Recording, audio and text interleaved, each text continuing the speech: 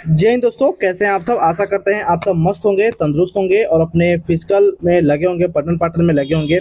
देखिए, Uttar Pradesh police constable के जो 3 दिनों से एग्जाम चल रही थी, फाइनली वो अब समाप्त हो चुकी है। बात करेंगे इसके आंसर की को लेकर, आंसर की कब तक जारी होगी, साथ ही साथ बात करेंगे सेफ स्कोर को लेकर, रिजल्ट कब तक जारी हो सकती है, फिजिकल कितने वालों को स्टार्ट कर देने चाहिए, और सबसे बड़ी बात किया जाए जो 10,000 पदों के लिए और मांग बढ़ रही है। क्योंकि आप सभी को पता है यूपी में इस वक्त रिजल्ट जो इलेक्शन का माहौल काफ़ी ज़ोरों से चल रही है। इसमें अभ्यर्थी अपना भी फ़ायदा ढूंढ रहे हैं, जो अभ्यर्थी के छात्रगण नेता हैं वो भी अपना फ़ायदा ढूंढ रहे हैं। क्यों ना बच्चों को 10,000 सीटें के लिए और मांग की जाए। इस पर क्या नई अपडेट है, इसके रिगार्डिंग में बात करने वाले हैं।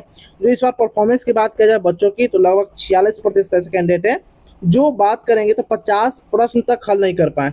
इस बार का जो कैंडिडेट का परफॉर्मेंस इस बार देखने को ऐसा मिला है। अच्छा, ये भी बात करेंगे इस बार कितने लोगों ने एग्जाम को दिया, तो टोटल जानकारी आपको इस वीडियो में प्रोवाइड कराने वाले हैं। तो वीडियो को शुरू से अंत तक जरूर देखिएगा, स्टेप बाय स्टेप समझने की कोशिश कीजिएगा। अगर चैनल पहले विजिट किए तो चैनल को सब्सक्राइब कर सकते हो, बेल आइकन दबा सकते हो। सबसे पहले बात करेंगे टोटल वैकेंसी को लेकर। इसमें टोटल वैकेंसी 32,679 टोटल वैकेंसी इसमें निकाली गई थी इस बार। वहीं बात किया जाए टोटल फॉर्म कितने भरे गए थे, तो 28,85,465 अभ्यर्थियों ने इस बार फॉर्म भरी है 32,679 वैकेंसी के लिए। टोटल प्रेजेंट कैंडिडेट की बात किया जाए तो टोटल 19,65,765 लोगों ने इस बार जो कैंडिडेट है एग्जाम देने पहुंचे थे सेंटर पर। बाकी 8 से 9 लाख कैंडिडेट ऐसे हैं जो एग्जाम को स्किप कर दिए थे। एग्जाम डेट की बात करेंगे तो एग्जाम डेट का 8, 9 और 10 जून यानी कि आपका 3 दिन एग्जाम रेगुलर चला। निगेटिव मार्किंग नहीं होने के कारण बहुत सारे कैंडिडेट हैं अपना तुक्का भी लगाए हैं, तुक्काबाजी भी किए हैं। आंसर की जल्दी यानी कि आपको आंसर की लगभग 18 जून को आपको देखने को इसका आंसर भी देखने को मिल जाएगी। 8 से 10 दिनों के भीतर में किसी भी एग्जाम का आंसर की जारी कर दी जाती है। नेक्स्ट बात करते हैं यूपी पुलिस जो कांस्टेबल में विभिन्न पदों के लिए अलग अलग वैकेंसी निकाली गई थी। जैसे कि कांस्टेबल सिविल पुलिस की बात करेंगे मेल फीमेल दोनों में, तो 10,469 टोटल वैकेंसी निकाली गई थी।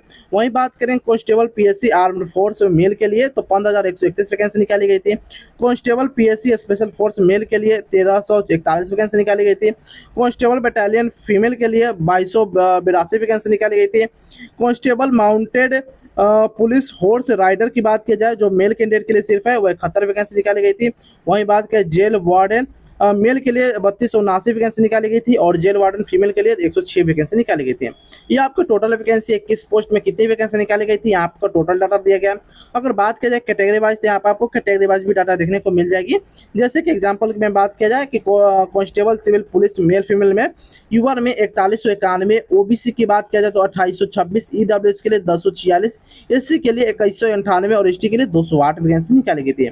इसी प्रकार से आप सारा कुछ हर एक कैटेगरी में, हर एक आर्म्ड फोर्स में, हर एक में आप देख सकते हो। आगे बात करते हैं एग्जाम हाईलाइट के बारे में। आप सभी लोग को यहाँ पर आपको हर एक और भी डाटा देखने को मिल जाएगी। जो आपकी परीक्षा हुई थी आपकी ऑफलाइन मोड में हुई थी, यानी कि मार्कशीट आपको मिली थी। कुल प्रश्न की बात किया जाए तो 150 प्रश्नों की आपकी इस बार एग्जाम कंडक्ट किया गया था। कुल अंक आपको 300 अंकों की परीक्षा हुई थी। मार्किंग स्कीम की अगर हम बात करेंगे तो एक प्रश्न के लिए आपको 2 अंक निर्धारित की गई थी। निगेटिव मार्किंग इसमें नहीं है ठीक है, इसमें निगेटिव मार्किंग नहीं है। तो परीक्षा अवधि आपका 2 घंटे के लिए दिया गया था। मेन बात किया जाए यहाँ पर आपको देखिए, उत्तर प्रदेश पुलिस रिक्वायर्ड जो कैंडिडेट हैं, जो उत्तर प्रदेश में कैंडिडेट जो अपना तो मिनिमम क्वालिफाइंग मार्क्स की हम बात करें तो 30%, जिनके लिए कि वह जनरल कैटेगरी से बिलोंग करते हैं उनके लिए है। बात करेंगे कैटेगरी के लिए 20% candidate OBC EWS SC ST category के लिए है। अगर आप जनरल से बिलोंग करते हो तो आपको कम से कम 30%, अगर आप अदर कैटेगरी से बिलोंग करते हो जैसे कि ओबीसी ईडब्ल्यूएस एससी एसटी से, तो आपको कम से कम 20% नंबर लाना ही पड़ेगा रिटर्न एग्जाम में। ठीक है, अब नेक्स्ट बात कर लेते हैं शिफ्ट वाइज डिफिकल्टी लेवल को लेकर। अगर 8 जून की अगर हम बात करेंगे तो 8 जून का आपका शिफ्ट जो फर्स्ट शिफ्ट है moderate, second shift moderate hard आपको देखने को मिली है। वहीं बात करेंगे 9 जून के रिगार्डिंग, तो 9 जून के पहली शिफ्ट आपका मॉडरेट हार्ड एंड दूसरी शिफ्ट आपको मॉडरेट पूछी गई थी। 10 जून की पहली शिफ्ट आपका हार्ड एंड सेकंड शिफ्ट आपका इजी टू मॉडरेट पूछी गई थी। हालांकि यह आंसर के आने के बाद डाटा में बदलाव देखने को मिल सकता है, लेकिन अभी तक जितने लोगों ने रिव्यू दिया, जितने लोगों ने अपना ओपिनियन दिया, इसी प्रकार से आपको देखने को अभी मिल रही है। हालांकि आंसर के आने के बाद कुछ ना कुछ जरूर इसमें बदलाव देखने को मिलेगा, क्योंकि अभी बहुत सारे कैंडिडेट बढ़ा चढ़ा कर अपना स्कोर बोलते हैं। कोई 50 प्रश्न हल करते हैं तो उनको बताते हैं मेरा 70 प्रश्न हल किया, मेरा 70 प्रश्न सही है। जो कैंडिडेट ऐसे हैं जो 140 प्रश्न सही करते हैं, उनको लगता है कि मेरा 150 में 150 ही सही है, लेकिन आप सभी को पता है आंसर के आने के बाद मार्क्स में घटाव होंगे सो होंगे। ठीक है, अब नेक्स्ट बात कर लेते हैं एग्जाम पैटर्न और मार्किंग रूल के बारे में बात कर लेते हैं कि कैसे कैसे एग्जाम पैटर्न आपका किस सब्जेक्ट में कितना आपको नंबर दिए जाते हैं। सामान्य ज्ञान की बात की जाए, इसमें आपका करंट अफेयर भी जोड़ लीजिए अपने से। इसमें कुल 38 प्रश्न पूछे जाते हैं। ठीक है, और वहीं बात करेंगे जिसमें आपको 76 अंक होते हैं। सामान्य हिंदी की बात करेंगे यानी कि जनरल हिंदी के लिए आपके 37 प्रश्न पूछे जाते हैं जो कि 74 अंक की होती है। गणित की 38 प्रश्न 76 अंकों की होती है। रीजनिंग की 37 प्रश्न 74 अंकों की होती है। यह टोटल देखिए सभी के प्रश्नों में हेरफेर आपको देखने को मिल सकती है। ऐसा नहीं है कि आपको जनरल ज्ञान में यानी कि सामान्य ज्ञान में आपको 38 प्रश्न पूछे जाते हैं तो आपके 38 प्रश्न पूछे गए होंगे, ऐसा नहीं है। सभी शिफ्टों में यह देखा गया है कि जो क्वेश्चन का लेवल है आगे पीछे है। 37 के 38 की जगह आपके 37 पूछ लिए गए, 38 की जगह 40 ही पूछ लिए गए, ऐसे ऐसे है। करंट अफेयर किसी में 5-5 6-6 पूछे हैं तो किसी में 10-10 पूछे हैं, किसी में 3-4 ही करंट अफेयर पूछे हैं। ठीक है, तो सभी में अलग अलग देखने को मिली। ऐसी नहीं है कि जिस प्रकार से आपको या ऑफिशियल नोटिस के आधार पर आपको बताई जा रही है। टोटल क्वेश्चन की अगर हम बात करेंगे तो टोटल 150 क्वेश्चन आपके पूछे गए थे 300 मार्क्स के। नेक्स्ट बात कर लेते हैं सब्जेक्ट वाइज डिफिकल्टी लेवल को लेकर। मैंने वहाँ शिफ्ट वाइज बताया था, अब मैं आपको सब्जेक्ट वाइज बता रहा हूँ कि इस बार सब्जेक्ट वाइज एग्जाम का लेवल क्या रहा।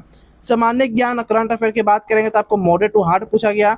हिंदी की अगर हम बात करेंगे तो आपका हिंदी इजी पूछा गया। गणित मॉडरेट टू हार्ड, रीजनिंग आपका मॉडरेट पूछा गया था। यानी कि टोटल क्वेश्चन की बात किया तो आपका मॉडरेट लेवल में एग्जाम कंडक्ट अभी कराया गया। हालांकि आंसर किया आने के बाद मैं फिर बोल रहा हूँ कि कुछ ना कुछ इसमें डाटा में जरूर प्रभाव देखने को मिलेगी, चाहे तो वह यह ईजी टू मॉडरेट हो सकती है या मॉडरेट टू हार्ड हो सकती है। ज़्यादा उम्मीद है कि मॉडरेट टू हार्ड ही होगी। ठीक है, क्योंकि बहुत सारे कैंडिडेट के मार्क्स में घटाव इस बार देखने को मिलेंगे। आई होप जितने भी अभी तक मैंने आपको समझाया सारा कुछ समझ में आ चुका होगा। फिर भी कोई डाउट बचे तो कमेंट सेक्शन के माध्यम से आप हमसे पूछ सकते हो। अब नेक्स्ट बात करते हैं फिजिकल के रिगार्डिंग कि इसमें फिजिकल क्या होने वाली है, क्योंकि अगले चरण आपकी फिजिकल की हुई और इसके रिगार्डिंग आपको सारा कुछ जानकारी होना आवश्यक है।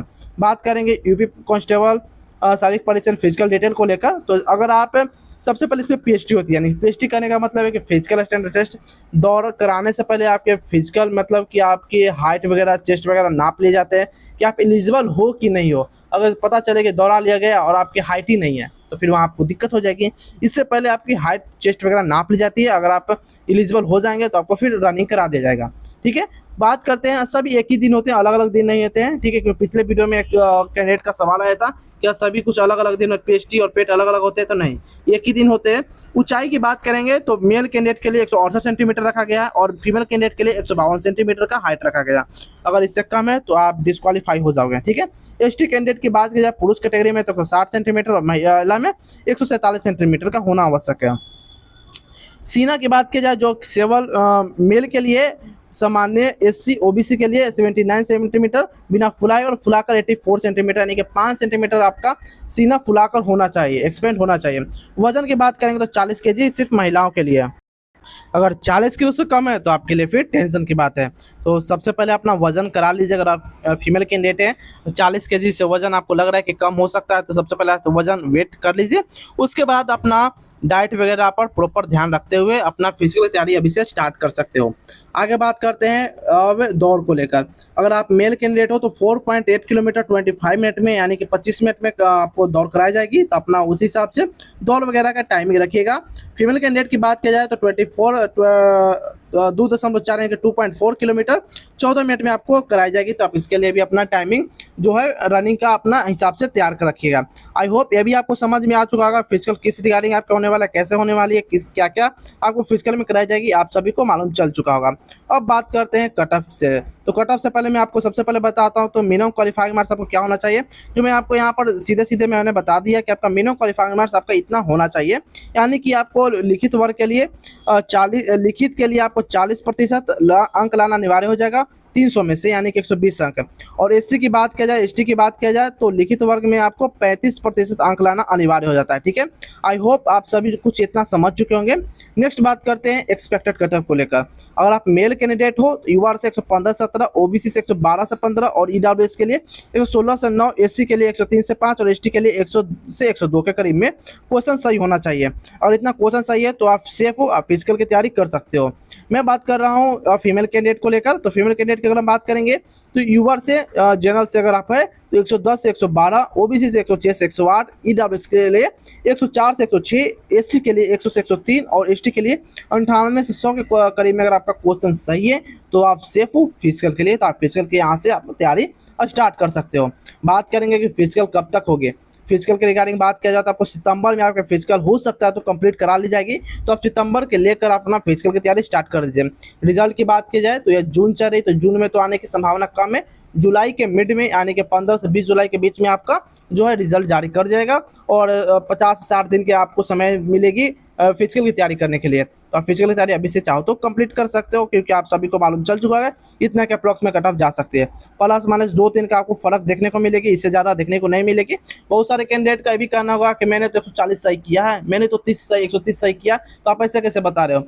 आपको सही करने के बाद आंसर की भी आती है। आप सभी को पता चल गया होगा कि आंसर की आने के बाद आपके मार्क्स में कैसे घटाव होंगे, क्योंकि आप पहले यूपीएसआई का भी एग्जाम हो सकते दिए हैं, यूपी होम गार्ड के भी दिए होंगे। तो आंसर के आने के बाद क्या कुछ हाल होता है आप सभी को अच्छे तरीके से मालूम है, तो हमको एक्सप्लेन करने की कोई जरूरत नहीं है। बाकी आप लोग कमेंट में अपना रो स्कोर जरूर बताएगा, आपका रो स्कोर कितना बन रहा है या आपका क्वेश्चन कितना सही है ये भी बता सकते हैं। साथ ही साथ आप मेल फीमेल या कैटेगरी कौन सा है जरूर मेंशन कर दीजिएगा, ताकि हमें और भी डाटा मिल सके। बाकी और भी इन्फॉर्मेटिव वीडियो के लिए आप हमारे चैनल को सब्सक्राइब कर सकते हैं, बेल आइकन दबा सकते हैं। रिजल्ट के रिगार्डिंग कुछ इन्फॉर्मेशन आएगी तो सबसे पहले आपको चैनल पर देखने को मिल जाएगी। तब तक के लिए जय हिंद जय भारत दोस्तों।